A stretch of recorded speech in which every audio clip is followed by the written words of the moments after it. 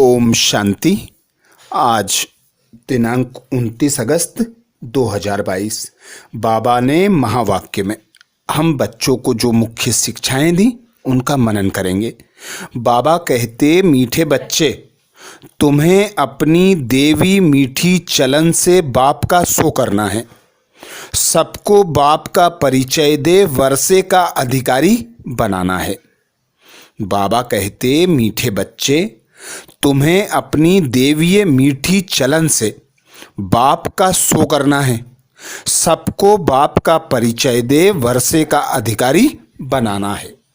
अर्थात 63 जन्मों से हम आसुरी मत पर चलते आए, मनमत परमत पर चलते आए और अपनी चलन आसुरी बना ली, जिससे हम नीचे ही गिरते आ गए और अनाथ कंगाल हो गए। खुद को ना जानने कारण, पिता परमात्मा को ना जानने कारण हम एक दो को कांटा लगाते, दुख देते और ही नीचे गिरते चले आए। 5 विकारों के वशीभूत हो गए। अब बाबा कहते हैं, तुम्हें अपनी देवीय चलन से बाप का सो करना है। बाबा आए, ब्रह्मा तन का आधार लिया, हम बच्चों को अपना बच्चा बनाया। तो कहावत भी है, फादर सोच सन, सन सोच फादर। तो बाबा कहते, अब बाप का सो तुम बच्चों को करना है। हमारा पिता परमात्मा गुणों का सागर, ज्ञान का सागर, शक्तियों का सागर, हमारा पिता महिमाओं में सागर है। तो हम उनके बच्चे कैसे होने चाहिए? सपूत बच्चा वही होता है जो बाप की प्रॉपर्टी को बढ़ाए। ऐसे ही बाबा कहते, तुम बाप का सो करो। बाबा सब पर रहम करते हैं, सबका कल्याण करते हैं, दुख से निकालकर सुख देते हैं, मुक्ति जीवन मुक्ति का वर्षा देते हैं, जिसके निमित्त बाबा हम बच्चों को बनाते कि अब यह काम तुम्हें करना है। बाप तो बाहर जाएंगे नहीं, बाप का काम बच्चों को करना होता है। तो बाबा आकर हमें गुणों से, ज्ञान से, शक्तियों से ऐसा सजाते कि हम बाप समान बन जाते। तो जो बच्चे अपना तन मन धन समय संकल्प सब कुछ बाबा पर अर्पण कर देते हैं, एक बाप की याद की लगन में मगन होते हैं, एक बाप की श्रीमत को फॉलो करते हैं, वो बच्चे बाप की प्रत्यक्षता कराते हैं और सभी को बाप का परिचय देते हैं, बाप के वर्षे का अधिकारी बनाते हैं। तो जैसे हम बच्चों का भाग्य श्रेष्ठ बना, ऐसे ही हम बच्चों को बाबा श्रीमत देते कि सबको श्रेष्ठ भाग्य बांटो। सबको बाबा का परिचय देकर बाबा के वर्षे का अधिकारी अर्थात स्वर्ग का मालिक बनाओ। इसीलिए बाबा कहते, इस समय तो कोई मनुष्य मात्र बाप को जानते ही नहीं, सिवाय तुम बच्चों के, सो भी नंबरवार पुरुषार्थ अनुसार। तो हर एक खुद समझ सकते हैं कि बेहद के बाप को नहीं जानते। पुकारते हैं, भक्ति करते हैं, परंतु बाप की बायोग्राफी किसको पता नहीं। गाया भी जाता है कि फादर सोच सन, सन सोच फादर।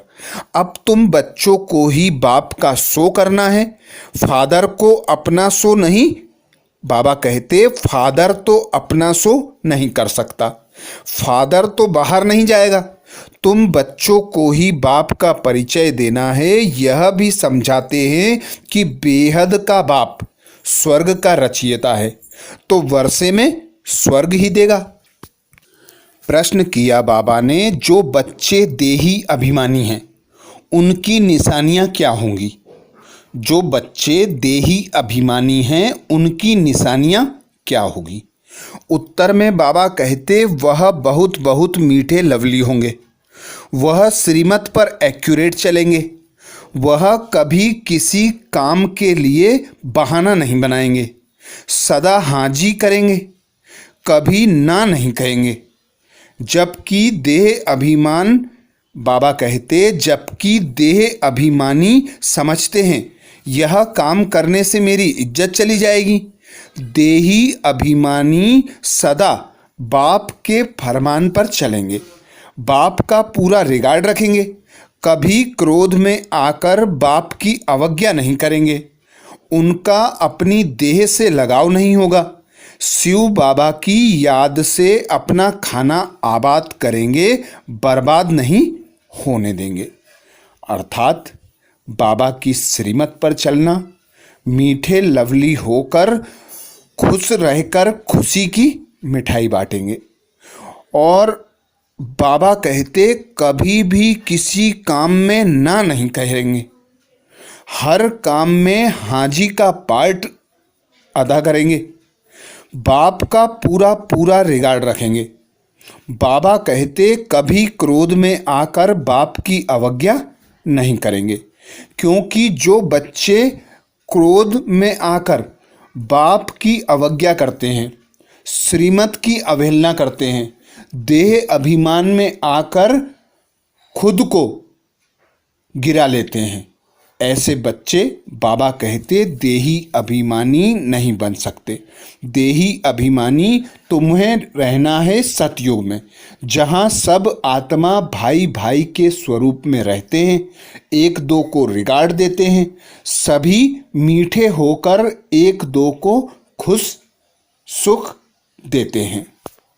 अर्थात मनसा वाचा कर्मणा से सभी को सुख देंगे और खुशियाँ बांटते रहेंगे। बाबा कहते तुम अभी ज्ञान से प्रारब्ध पा रहे हो, नंबरवार पुरुषार्थ अनुसार। देही अभिमानी बनना बड़ी मेहनत की बात है। शिव बाबा की सर्विस में जो तत्पर रहेंगे वही देही अभिमानी बन सकेंगे। देह अभिमान आ जाने से फिर उनसे वह खुशबू निकल जाती है, उनकी चलन से ही सारा मालूम पड़ जाता है कि यह देह अभिमानी है। देही अभिमानी बहुत मीठे लवली होते हैं। हम एक बाप के बच्चे ब्रदर्स हैं, आपस में भाई बहन हैं, दोनों ही श्रीमत पर एक्यूरेट चलने वाले हैं। ऐसे नहीं कि श्रीमत पर चले, बाबा कहते ऐसे नहीं कि एक श्रीमत पर चले दूसरा बहाना बनाकर बैठ जाए। श्रीमत पर ना चलने वाले को बाप कभी अपना बच्चा कह नहीं सकते। बाहर से भल बच्चे बच्चे कहते हैं, परंतु अंदर में समझते हैं कि यह ना फरमान बरदार है, यह क्या पद पाएंगे। बाप दादा दोनों समझ सकते हैं, श्रीमत पर अमल नहीं करते, अर्थात देह अभिमान के कारण श्रीमत पर नहीं चलते। भाई बहन होकर भी कड़वे होते हैं, यहाँ भी जो देह अभिमानी होते हैं वह कड़वे हैं। बाबा कहते अभी तो तुम देही अभिमानी बन रहे हो। गीत सुनाया बाबा ने, भोलानाथ से निराला कोई और नहीं। आगे बाबा कहते अज्ञानी देह अभिमानी हैं, उनकी चाल ही ऐसी समझा जाता है कि यह कोई काम का नहीं। यहाँ तो बच्चों को श्रीमत पर चलना पड़े, नहीं तो माया बड़ा धोखा देने वाली है। झट देह अभिमान आ जाता है, देह अभिमान को मिटाए, देही अभिमानी बनने में ही मेहनत है। यहाँ रहने वालों को तो फिर ब्राह्मणों का संग है, बाहर तो दुनिया बहुत खराब है। ज्ञान में संग ऐसा होना चाहिए फर्स्ट क्लास, जो उससे पूरा रंग लगे। देह अभिमानी का संग मिलने से एकदम मिट्टी पलीत हो जाती है, फिर फरमान बरदार भी, बाबा कहते फिर फरमान पर भी नहीं चलते। बाबा कहते हैं अगर हमसे आकर पूछो तो झट बताएं तुम फरमान बरदार हो व नहीं। नंबरवार पुरुषार्थ अनुसार बहुत अच्छे अच्छे हैं जो दिल को खुश करते रहते हैं। दुनिया में तो बड़ा दुख मारामारी है, खून खराबी बहुत है, इसको कांटों का जंगल कहते हैं। तुमने इससे किनारा कर लिया है, अभी तुम हो संगम पर। बुद्धि में है हम गृहस्थ व्यवहार में रहते, संगम पर खड़े हैं, अभी हम कांटों से फूल बनते जा रहे हैं। कांटों से पल्लव निकलता जा रहा है तो एक दो को सुख देने के लायक बनते जा रहे हैं। बाबा कहते यहाँ देही अभिमानी बहुत बनना है। बहुत देह अभिमान में रहते हैं। बाबा तो और कुछ कहते नहीं, सिर्फ दिल से अंदर तरस आता है। शिव बाबा के भंडारे से शरीर निर्वाह करते हैं, यज्ञ की संभाल कुछ नहीं करते हैं तो पद क्या पाएंगे। इस यज्ञ की तो बहुत संभाल करनी है। जहाँ भी सेंटर स्थापन होते हैं वह शिव बाबा का ही यज्ञ है। इस यज्ञ रचने के लिए सिर्फ 3 पैर पृथ्वी चाहिए, बस। कोई बूढ़े हैं, खुद समझा नहीं सकते, अच्छा फिर कोई बहने व भाई को बुला लो। एक छोटा कमरा बना दो और बोर्ड लगा दो। बड़ा पुण्य का काम है। अभी कलयुग है, विनाश सामने खड़ा है। बाप से जरूर स्वर्ग का वर्षा लेना है। स्वर्ग का वर्षा मिलता ही है संगम पर, और देने वाला एक भगवान पिता परमात्मा निराकार शिव संगम पर ही आकर भारत को, खास आम सारी दुनिया को वर्षा देते हैं। जबकि पुरानी दुनिया खत्म होती है, नई दुनिया स्थापन होती है। संगम पर वर्षा मिलता है जो फिर भविष्य के लिए अविनाशी हो जाता है। तुम बहुत समझा सकते हो, सिर्फ 3 पैर पृथ्वी चाहिए, बस। 1 2 को उठाया तो भी अहो सौभाग्य। तुम एक ही मंत्र देते हो, मन मना भाव। सिर्फ कहते हो बाप को याद करो तो अंतमति सोगति हो जाएगी। बाप स्वर्ग का खजाना देते हैं, सुना, बस बुद्धि में बैठा, स्वर्ग में आने के लायक बन गया। बाबा कहते सुना, बुद्धि में बैठा और स्वर्ग में आने के लायक बन गया। जगह देने वालों को हक मिल जाता है। बाबा इतना सहज करके समझाते हैं, कोई को सुखधाम का रास्ता बताओ। प्रजा बनी वह भी अच्छा है, नंबरवार बनते जाएंगे। 3 पैर पृथ्वी के मशहूर हैं, इससे तुम विश्व के मालिक बनते हो। प्रजा भी कहेगी ना, हम विश्व के मालिक हैं। वरदान दिया बाबा ने। वरदान में बाबा बोले, ज्ञान गुण और शक्तियों से संपन्न बन, दान करने वाले महादानी भव। ज्ञान गुण और शक्तियों से संपन्न बन, दान करने वाले महादानी भव। डिटेल में बाबा समझाते, सारे दिन में जो भी आत्मा संबंध संपर्क में आए उसे महादानी बन कोई ना कोई शक्ति का, ज्ञान का, गुणों का दान दो। दान शब्द का रूहानी अर्थ है सहयोग देना। अर्थात बाबा समझाते 1 2 को सहयोग दो। समान दृष्टि वृत्ति सर्व आत्माओं के प्रति रखो। सबके प्रति शुभ भावना, शुभ कामना रखो। शुभ चिंतन चलाओ। शुभ चिंतक बन के विश्व का कल्याण करो। विश्व कल्याणकारी पिता परमात्मा ने हम बच्चों को ऐसा श्रेष्ठ भाग्य प्रदान किया है कि तुम विश्व कल्याण के निमित्त आत्माएं हो, पूर्वज आत्माएं हो, आधार मूर्त आत्माएं हो, हीरो पाठधारी हो। तुम जैसा कर्म करते हो संगम पर, ऐसा ही कर्म सारी दुनिया करती है। और संगम पर जो तुम प्राप्तियां करते हो वह अविनाशी अखुट 21 जन्मों तक चलती हैं। तो बाबा कहते, अभी जो आत्माएं दुखी हैं, अशांत हैं, अनाथ हैं, परेशान हैं, उन्हें सुख का रास्ता बताओ। गुण ज्ञान तथा शक्तियों का दान देकर महादानी बन जाओ। अर्थात सर्व आत्माओं को सहयोग दो। आपके पास ज्ञान का खजाना भी है तो शक्तियों और गुणों का खजाना भी है। तीनों में संपन्न बनो, एक में नहीं।